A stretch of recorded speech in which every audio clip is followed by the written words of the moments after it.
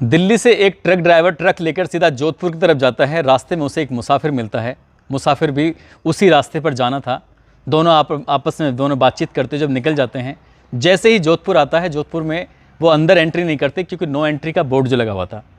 बाहर खड़े होकर शहर से बाहर इंतज़ार कर रहे थे और इंतज़ार करते करते कब उनकी आंखें लग जाती हैं उन्हें पता ही नहीं चलता। और इसी बीच में जो ट्रक में गत्ता भरा हुआ था, गत्ता भरा होने की वजह से ही उसमें आग लग जाती है और वो ट्रक बहुत धूं धूं कर बहुत तेज़ी के साथ जलने लगता है। इसी बीच में वो सोए हुए थे और शायद दम घुटने की वजह से उनकी मौत हो जाती है। वो ट्रक में आग बहुत तेज़ी के साथ लगातार जल रही थी और जैसे जैसे आग जल रही थी वैसे वैसे वो दोनों लाशें भी जलकर राख हो जाती हैं। इसी बीच में पुलिस को सूचना मिलती है। पुलिस आकर मौके पर बचाने की कोशिश करती है, लेकिन उनके थोड़े बहुत कंकाल बचे थे। इस बात ट्रक का नंबर की वजह से, उसके चेचिस नंबर की वजह से उसके मालिक का पता निकाला जाता है और मालिक का पता निकालने की वजह से ये पता करने की कोशिश करते हैं कि आखिरकार ये ट्रक ड्राइवर कौन था, कौन उसके साथ बैठा हुआ था। परिवार वालों को सूचना मिलती है। परिवार वालों को जैसे ही सूचना मिलती है उनके होश फाख्ता हो जाते हैं।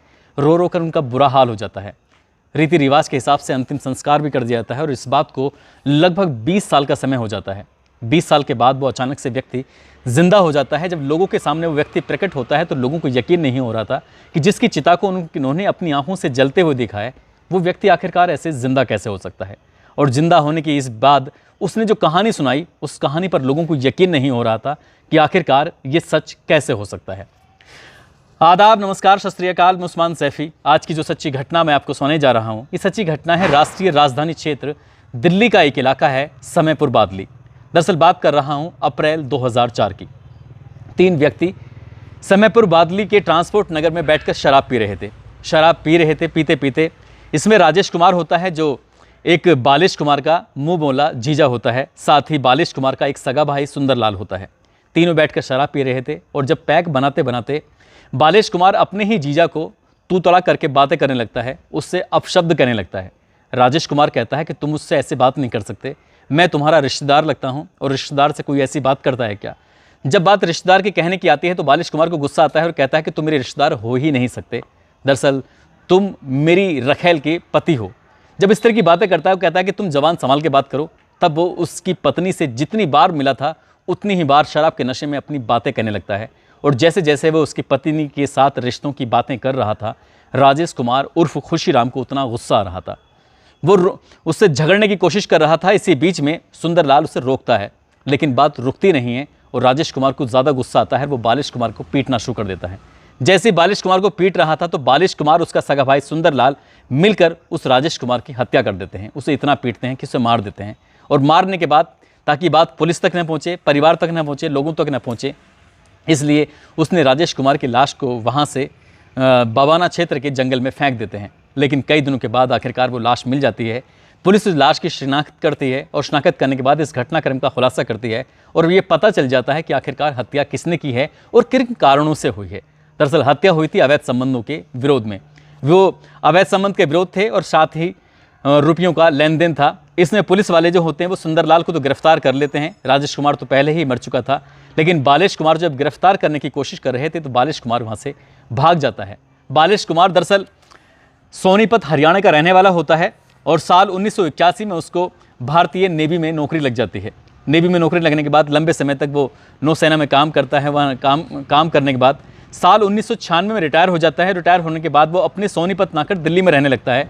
दिल्ली के उत्तम नगर में एक संतोष पार्क है, वहाँ पर वो रहता है। उसकी पत्नी, उसके 4 बच्चे भी रहते हैं और उसके बाद वो ट्रक ड्राइवर बन जाता है और अपने ही सगे बड़े भाई का ट्रक चलाने लगता है। उसी से ही जीवन यापन कर रहा था। जो नौसेना में उसकी नौकरी थी उससे उसको पेंशन भी मिलती थी। ज़िंदगी बिल्कुल ठीक ठाक चल रही थी, लेकिन अचानक से हत्या होने की वजह से वो अपना आपको पुलिस से बचाने की लगातार कोशिश कर रहा था। पुलिस के सामने जाएगा तो शायद पुलिस उसे गिरफ्तार करेगी, जैसे सुंदरलाल को गिरफ्तार करके जेल भेज दिया था, कहीं उसकी ज़िंदगी ख़राब ना हो जाए। इसलिए अपना ट्रक लेकर भाग जाता है और ट्रक में वो गत्ता भरता है एक जगह से और गत्ता भरने के बाद सीधा जोधपुर की तरफ चला जाता है। इस बात का किसी को कोई जानकारी नहीं थी और जैसे ही जोधपुर की तरफ जा रहा था उसे रास्ते में एक मुसाफिर मिलता है और जो मुसाफिर मिलता है तो वो मुसाफिर उसको बिठा लेता है, लेकिन नो एंट्री की वजह से वो उस ट्रक को शहर से बाहर रोकता है। लेकिन ट्रक में अचानक से आग लग जाती है और उसी आग लगने के कारण ही इसमें बालिश कुमार और जो साथ में मुसाफिर होता है दोनों मर जाते हैं। पुलिस मौके पर पहुंचती है और मौके पर आने के बाद ये इलाका था डंडियावर थाना क्षेत्र का, जंगल का एरिया था। जब वहाँ आग लग जाती है, पुलिस मौके पर पहुँचती है और जो व्यक्ति उसके अंदर थे वो बहुत बुरी तरह से जल जाते हैं। लेकिन ट्रक के चेचिस नंबर, ट्रक के नंबर की वजह से आखिरकार ये पता चल जाता है कि ट्रक का मालिक महेंद्र होता है, जो कि दिल्ली के एक समयपुर बादली इलाके का रहने वाला होता है। उससे संपर्क किया जाता है, उससे बताया जाता है कि तुम्हारे ट्रक में आग लग चुकी है। साथ ही 2 व्यक्ति हैं वो जलकर राख हो गए हैं, खाक हो गए हैं। उनकी जो भी कंकाल बचे थे उनका रीति रिवाज के हिसाब से अंतिम संस्कार कर दिया जाता है। इसमें एक व्यक्ति की तो पहचान हो जाती है, बालेश कुमार की, लेकिन उसके बराबर में कौन बैठा हुआ था उसकी कभी पहचान ही नहीं होती। और पहचान करने की हालांकि पुलिस कोशिश करती है लेकिन उसमें कोई सफलता नहीं मिलती। इसलिए यही अंदाज़ा लगाया जा रहा था कि कोई मुसाफिर होगा, वो रास्ते में बैठ गया होगा और उसकी मौत हो गई। उसके काफ़ी पिक्चर भी मतलब अखबारों में छपवाई, बहुत जगह मैसेज भी भिजवाए, हर थाने में ये जानकारी भिजवाई गई, लेकिन उसने कभी कोई संपर्क ही नहीं किया और ये बात आई गई हो जाती है। और जैसे ही इसकी पत्नी को ये पता चलता है कि उसके पति की इस तरह से मौत हो जाती है तो पत्नी का रो रो कर बुरा हाल हो जाता है। और कुछ समय बीतता है, कुछ समय बीतने के बाद उसके पास कुछ लोग संपर्क करते हैं नेवी के ही, और वो उसकी पेंशन बनवाने की बात करते हैं। और साथ ही 20 लाख रुपए का उसे इंश्योरेंस मिला था। जब इंश्योरेंस और पेंशन को लेकर उसके अधिकारी या कुछ लोग पहुंचते हैं, बात करते हैं, तो कहती है कि मुझे 1 भी रुपया नहीं चाहिए, मेरा पति अगर कहीं से वापस ला के दे सकते हो तो पति को ला के दे दो, नहीं तो मुझे ये कुछ नहीं चाहिए। परिवार वाले, रिश्तेदार, तमाम लोग उसे रिक्वेस्ट करते हैं, खुशामद करते हैं, कि कहते हैं कि भगवान की शायद यही नीति थी, उसने जो कर्म किया था शायद उसकी इस कर्म की उसे सज़ा मिल गई है। इसलिए 4 बच्चे हैं, बच्चों को पालने के लिए उस महिला का नाम संतोष होता है। उस महिला को कहा जाता है कि तुम्हें इस पेंशन और तुम्हें 20 लाख रुपए जो मिल रहे हैं ये तुम्हें लेने ही पड़ेंगे। जब लोगों ने, रिश्तेदारों, सब लोगों ने उसकी रिक्वेस्ट की, खुशामद की, तो उसने 20 लाख रुपए भी लिए और वो पेंशन भी लेना शुरू कर देती है। धीरे धीरे करके वक्त आगे बढ़ने लगता है और उसके जो बच्चे थे वो धीरे धीरे करके बड़े हो रहे थे।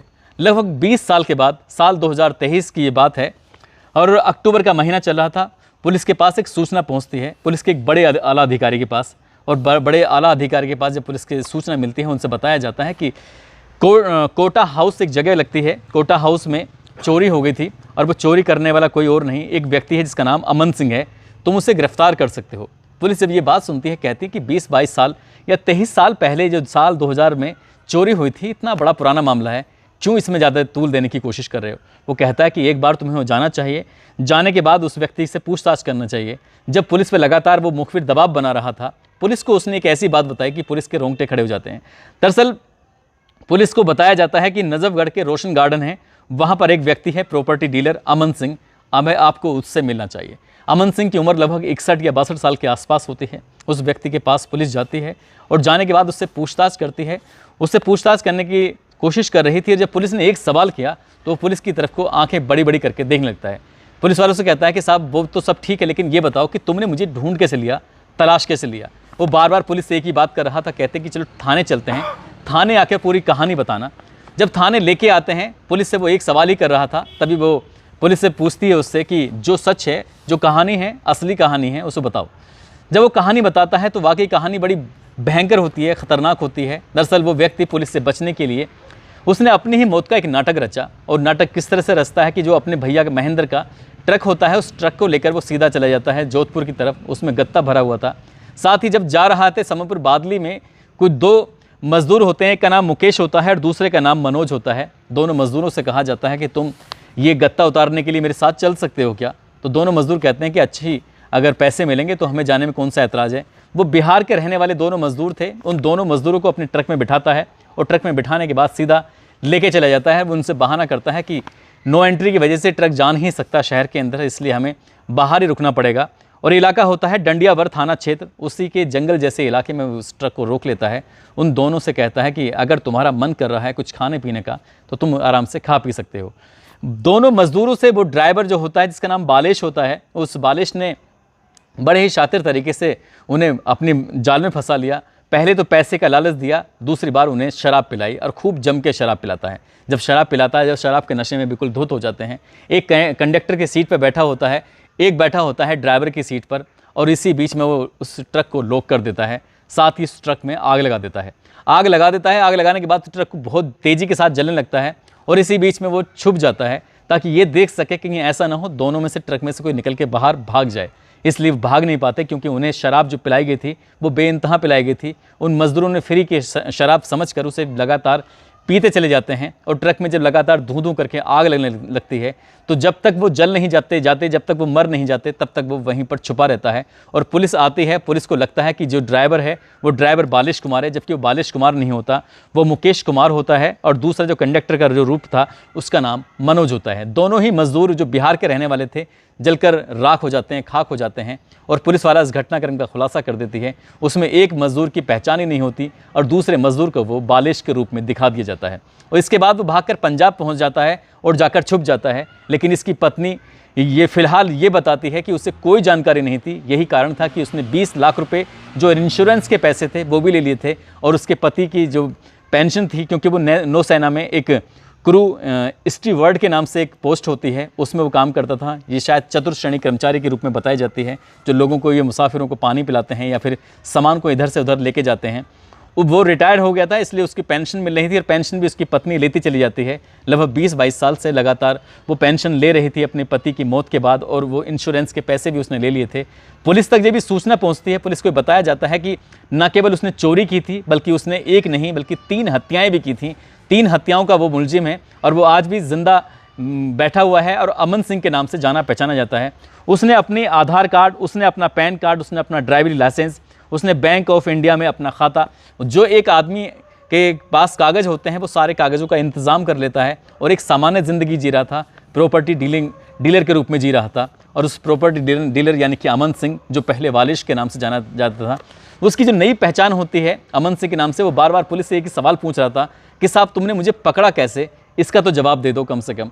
लेकिन पुलिस कहती है कि ज़्यादा शराब नहीं पीनी चाहिए, क्योंकि शराब पीने से आदमी बहक जाता है और बहक कर ही कुछ ना कुछ बात कर देता है। तब उसे याद आता है कि जिस तरह से उसने अपने ही जीजा, जो मुँह वाला जीजा था, उसकी हत्या की थी, तो उस वक्त भी शराब के नशे में होता है और वो अपनी हकीकत, अपना सच बता देता है। साथ ही जब उसने 2 मजदूरों की हत्या की थी तो उन्हें भी वो शराब पिलाकर उनकी हत्या कर देता है और जब ये पकड़ा जाता है तो इसमें भी वो शराब के नशे में आकर अपनी असली कहानी बता देता है।